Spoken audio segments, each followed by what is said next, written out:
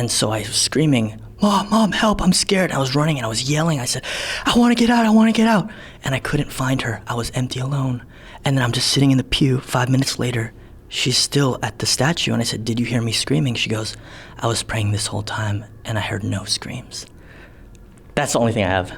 That's pretty good. Actually, and you told that perfectly. That was great. I was hanging on every word.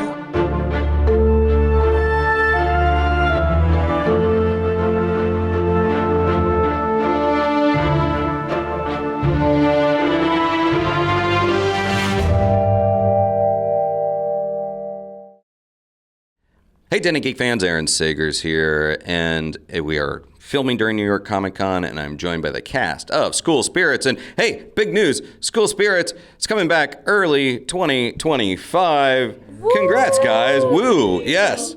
Woo and boo. Ghosty boo. That kind of boo. Yeah, like boo, spooky, but woo. Actually, after that shocker finale, where are we picking up, and also what's sort of the mystery, the overarching goal, mission for this season? Peyton? Well, we're picking up right where we left off the second after right where we left off. It's like, it was crazy going 2 years and then having to remember exactly that moment and match it perfectly, because there's just so much to explain from last season. I feel like we left people on such a cliffhanger. Yeah. And so a lot is just being explained in the first episode. How much double duty are you going to be doing this season? A lot. Yeah? A lot, yeah. The entire season, basically. I don't even think I'm allowed to say that. Yeah. It's, what about the rest of you guys? How would you define sort of your character arcs for this season? Well, Simon believe he lost touch with reality. So Peyton's character has a kind of interesting mission at the start of the season, which is really to try to persuade him to deny the physical proof that she's alive in his mind and convince him that he's not insane. So she kind of has to do that, and he has to pick whether or not he wants to believe his best friend and reconnect with her, or go run after Janet. Who's Janet, you know? Right. Why did she do what she did? I think this season's like really focused on her. Damn it, Janet. That's what I kept saying. Yes. No, true. How can you not say that? Right? Well, last season, we ended, and all of the second half of the season for Rhonda, she was kind of poking around and everyone was like, what's she doing? Even I was like, what is she doing? Why is she being so sketchy? And then it kind of comes to light in the finale of season 1, hey, this is serious. Oh, yeah. It comes that she'd been poking around Mr. Martin, right? And like trying to figure out like what he was doing, and something was fishy, and then we see that she was right. But the whole thing is that she doesn't trust people. So I think this whole season is about her learning to try to learn to try, and we'll see if she gets there, to trust the people around her. So I think we pick up in that second, and she's already admitted to, Charlie and Wally that she's been lying to them this whole time. So just to learn how to be better at that. Okay. Yeah. I think overall we answer a lot of questions within the first episode of season 2. But by the end of the first episode, all of your questions are completely different than what you go into the first episode with. And so it's really exploring, just like, you get your answers and then it completely turns into something else, and that's the rest of the season. It gets really crazy. For Charlie specifically, last season, his storyline was really learning to let go of this relationship that he had in the 90s. And this season is sort of more exploration of like, okay, what does that mean if we leave that relationship behind and we focus on himself or trying to move on?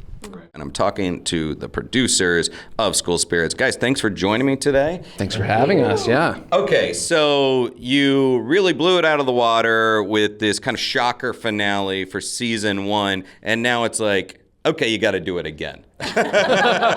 So I asked the cast, but how would you define just the overall mission or the mystery of the second season? Who wants to take that? I'll just jump in real fast. The idea was the first season would be very much a whodunit, and I think we always thought the second season, knowing where we were ending the first season, would be more of a how done it and why done it. So we felt it was more nuanced in its narrative, but still had a compelling engine, because ultimately we're trying to reunite a person's body with their spirit. Right. Okay. Anyone else want to add to that? Because I mean, all we can say is that season 1 was very much sort of like looking at a mystery in the living world. Yeah. And this season, clearly something's afoot in the ghost world. So now we're checking that world for what's going on. Okay. Well, I know that we are going to be having some additional ghosts entering the scene, the spectral scene. So what can you tease about some of these new characters and guest stars, etc.? I think that they definitely shake up the dynamic in a good way. I think that's going to be a fun new addition. And I think that it's going to help us see our current characters who everybody's already been introduced to, how they grow and change with these new personalities in. So I know there's a lot you can't talk about for this season. So we're just going to go in a different direction because I want to talk about ghosts, like just ghosts in general, spooky kind of stuff. And I know people ask you all the time about like haunted sets and things like that. I'm curious about like the ghost stories from your childhood, or maybe the urban legends, the creepy old house at the end of the block, that kind of thing. Was there anything like that from where you grew up, your neighborhoods, or anything you can talk about? Look, I was always jealous of my sister because she would wake me up in the middle of the night and say, I saw something on the ceiling, dolphins. You were jealous? Yeah, because she saw a vision and I didn't have that. But I finally got it. In middle school, I was in a Catholic church with my mom. And she was praying by the statue, and I said, okay, I'm bored, I'm gonna walk around. And I tried to open the doors out of the church and it was locked. And so I was screaming, Mom, help, I'm scared. I was running and I was yelling. I said, I want to get out.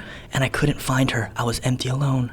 And then I'm just sitting in the pew. 5 minutes later, she's still at the statue. And I said, did you hear me screaming? She goes, I was praying this whole time and I heard no screams.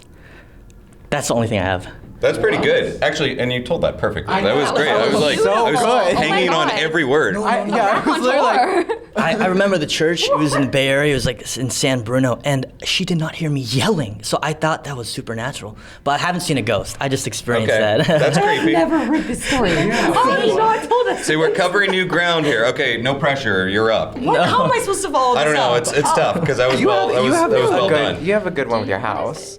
Oh, I do. Yeah, I yeah. A woman did pass away in my home, and they warned me, and I was like, okay, I don't believe in ghosts, so it's fine. My neighbor came up, and she's like, the neighbor that everyone's like, that's the cat lady, like Christy, like she's a little like, don't talk to her. And then she came up, and I was like, Christy seems nice, and we were talking about Mary Jane, who used to live in the home. She's like, yeah, Mary Jane, she never wanted any help, or she never wanted anyone to come in. And then the car that we were like standing like this far away from just starts going off, and it's like right in front of my house. And I'm like, Mary Jane doesn't want us talking about her. And then she's like, I'm sorry. And it goes off.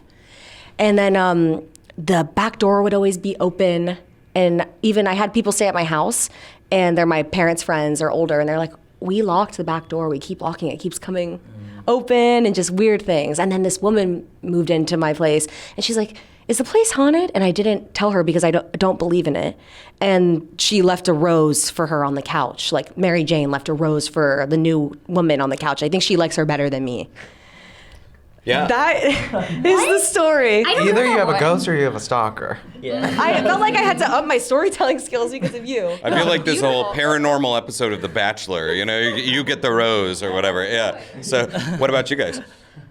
I was just sitting like racking my brain. The only thing I can think of is one time in my old apartment, the fire alarm didn't just go off and like beep like normal. It said, fire, get out. And it kept repeating, get out. And I was like going through stuff emotionally in my personal life. And I was like, no, I got to make a big change. I got to get out. And I was like, it must be my grandma. It wasn't a ghost. Like, again, this was just my fire alarm. So like, I think that's the closest thing that I like could attribute to being a ghost. But I think I'm just kind of skeptical. That's an okay thing. I have never fully experienced a ghost moment, but growing up, and you guys I think have heard this story because I told it when we did the season 1 junket, but growing up in my childhood home I lived in from birth to when I was 5, anytime my parents would run the bath, I would just scream and cry, like scream because I thought everybody was gonna die. I would just I was like 2 and 3 years old, and I was like, everyone's gonna die. This gets a little heavy. I don't remember. I just remember feeling horrible anytime they would run the bath. And then when I turned 18, we now live in a different house, or my parents live in a different house, but they told me that the person who owned the house before died in the bathtub. Wow. Yeah. And they didn't tell me until I was an adult. Wow. Yeah. I forgot So I this feel like maybe story. my 2-3-year-old self knew something. had, like, a past but life. I was the person who died in the Yeah. bathtub. You were like, don't do it. Oh my gosh, that is insane. Yeah. But I don't remember. I don't have any cognizant memory of experiencing it. I just remember the feeling of like being terrified. Yeah. Whoa, you're a little bit psychic. Maybe Children Think of and number animals. 1 through 10. Don't tell me. 3. No, it was only when you were a child. Now you. I also am really sorry for laughing. It's just I really like laugh when I get uncomfortable. Means it's a good I story. thought it was funny. No, I did not. I just. These are great I'm stories. so sorry. I have to like warn people. I mean, these are pretty great. Like, you're having a vision, you're having some past life or psychic moment, and you're getting physical manifestations of either stalker or a ghost. Hopefully a ghost, because that seems a little bit better than That's a human what stalker. Yeah, I got cameras. Yeah. After Yeah. that. Oh, good. Yeah. And the fire alarm. Yeah, that was a ghost. So Okay, we'll just say to ghost. be clear. Guys. Trauma thank jumping on you. I know. I love this. So sorry. I feel like we all need to go to therapy as well. Ghost stories and therapy. Thank you so much for your time today. Excited about the new season, early 2025 for School Spirits, and just love hearing ghost stories from you guys. Thank you so much. Thank you for having us. Looking forward to talking to you again. Looking forward to the new Same. season. Thank you. Yay. Us too.